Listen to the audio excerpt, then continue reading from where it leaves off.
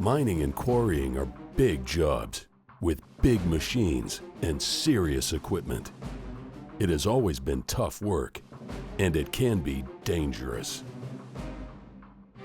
On November 20th, 1968, Farmington No. 9 mine disaster in West Virginia claimed 78 miners' lives and led to the passage of the Federal Coal Mine Health and Safety Act of 1969. But mining tragedies continued. On May 2, 1972, a fire engulfed the Sunshine Silver Mine in Idaho, and 91 workers lost their lives from smoke inhalation and carbon monoxide poisoning.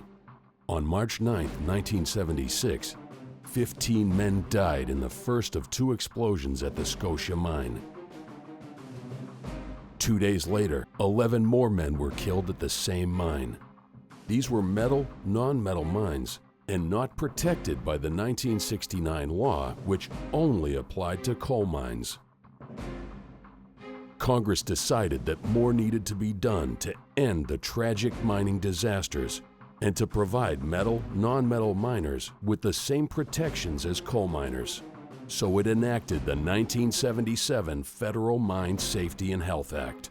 But there were still 138 metal, non-metal mining fatalities in the United States before this act took effect in March 1978.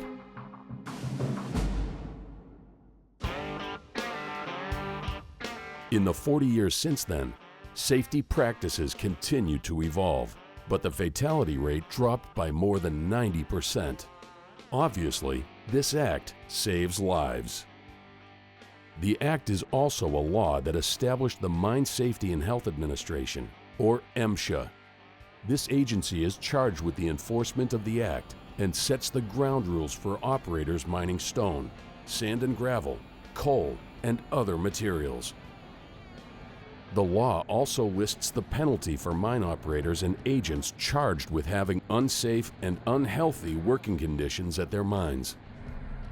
The Act gives MSHA authority to propose safety and health regulations, which after an extensive review process are incorporated into Title 30, Code of the Federal Regulations.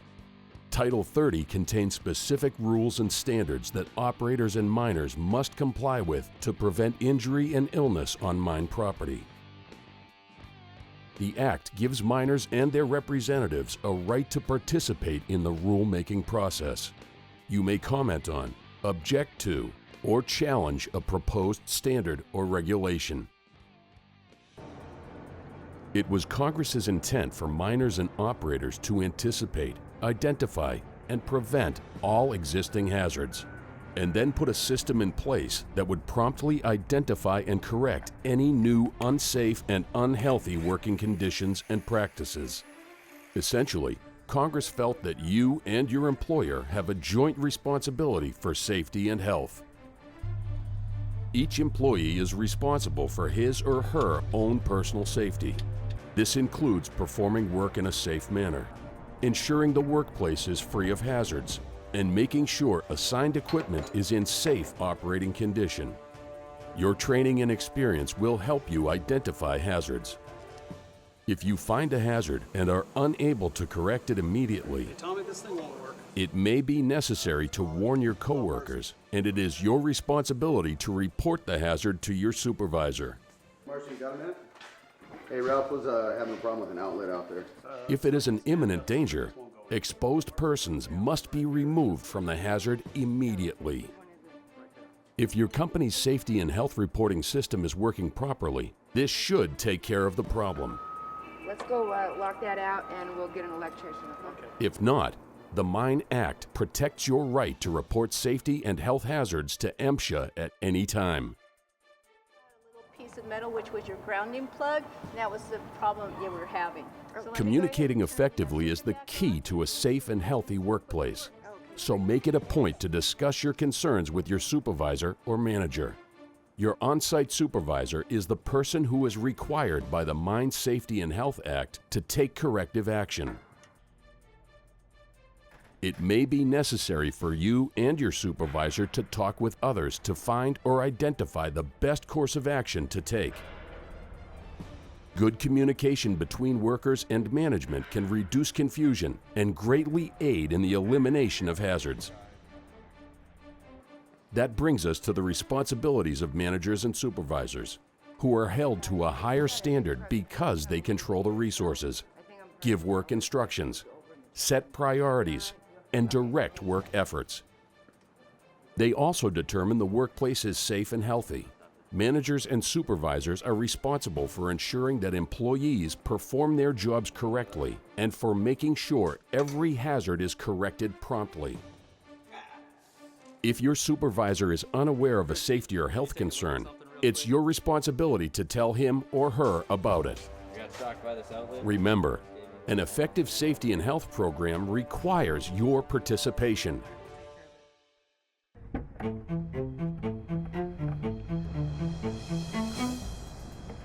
At least twice a year, each surface mine will be inspected by a safety and health inspector from MSHA. Mine Safety and Health here to do a regular inspection on you guys. Who's in charge? I am. Underground mines will be inspected at least 4 times a year. Seasonal operations may receive fewer inspections. Nice to meet you. I'm James, I'm the miner's rep. The Act states a miner's representative has the right to accompany the inspector with no loss of pay. If there is no representative at your mine, or one is unavailable, a miner may be selected to travel with the inspector. Should a representative, for whatever reason, not travel with the inspector will make an effort to talk to the workforce about health and safety matters. While you should have already discussed any safety or health concerns with your supervisor, you have a right to discuss uncorrected concerns with the MSHA inspector as well. MSHA may also investigate a complaint. It is your right to request an inspection when you have reason to believe that an imminent danger or a violation of the Act or a safety or health hazard exists. You are protected against retaliation for exercising this or any other right under the Mine Act. Congress made a point to give miners and their representatives protection against discrimination. You cannot be fired, transferred to a lower-paying job, refused employment, harassed, or otherwise lose job benefits as a result of exercising your rights under the Act. Why are these oily rags up here? If an MSHA inspector finds a violation of one of the safety or health standards, he will write a citation or order, which is given to the company. How long do you figure they've been here? A copy of the citation or order must be made available to miners and their representatives. If you want to get rid of them right now, James, I can terminate the citation right away. Yeah, of course.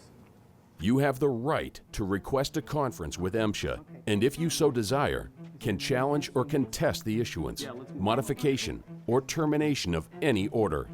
You may also contest the time allowed to abate the order.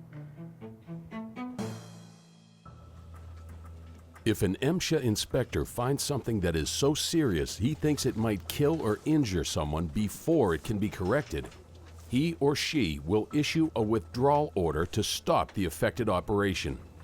What's going on with this emergency stop cord here? Why is it hanging like this? If you are working in the affected area, you'll be told about it. You'll stop work and you'll leave the area. You're absolutely right. All workers idled by the withdrawal order are eligible for regular pay for the remainder of the shift. If the withdrawal order continues due to a failure by the company to comply with or correct a safety and health standard, you are paid for the lost time at your regular rate for the time idled, or for 1 week, whichever is lesser. If you or any employee feel you've been denied pay because an operation had to shut down to correct a hazard, you have a right to file a complaint with the Federal Mine Safety and Health Review Commission. Get her fixed up. It is your right and responsibility to participate in and observe exposure studies involving noise, dust, and other toxic materials or harmful agents. You also have the right to assess your exposure records, even though the company informs you about sampling results and what is being done to correct situations involving overexposure. Wherever we're going to be climbing, make A mine operator or independent contractor working on a mine site is required to provide training which complies with the standards covered in either Part 46 or Part 48 of Title 30 in the Code of Federal Regulations. This training must teach you how to recognize hazards and show you how to perform your job correctly, safely, and efficiently. It is your responsibility to perform your tasks in accordance with your training. 5 types of training are required. New inexperienced miner training, new experienced miner training, new task training, annual refresher training, and site-specific hazard awareness training.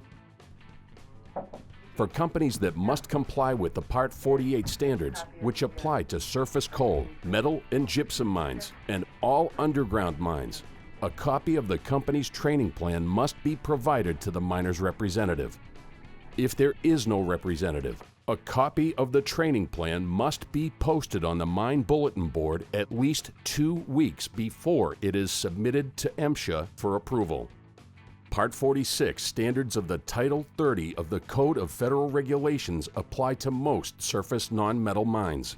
Companies that are regulated by these standards are not required to submit their training plans for approval if they include all the elements specified by the standard for each of the 5 types of training mentioned previously.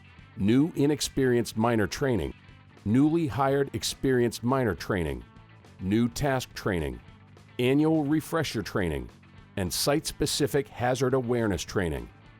If a Part 46 training plan does not contain all the elements required in the standard, then it must be submitted to MSHA for approval.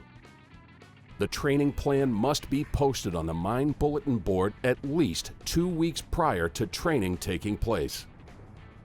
You have the right to receive all required MSHA training, and if an inspector finds that you have not, you will be withdrawn from the work area until you are trained. You cannot be fired, discriminated against, or suffer loss of pay during the period the required training is being provided. Keeping you safe on the job is in everyone's best interest. The Mine Act protects your rights, but you are also responsible for making the workplace safe for yourself and your coworkers. For more information, check out A Guide to Miners' Rights and Responsibilities under the Federal Mine Safety and Health Act. It covers everything we've talked about and more. If you have questions regarding what was contained in this program or in the Guide to Miners' Rights and Responsibilities, do not hesitate to ask your trainer or instructor. Know your rights. Understand the rules. Follow them and stay safe.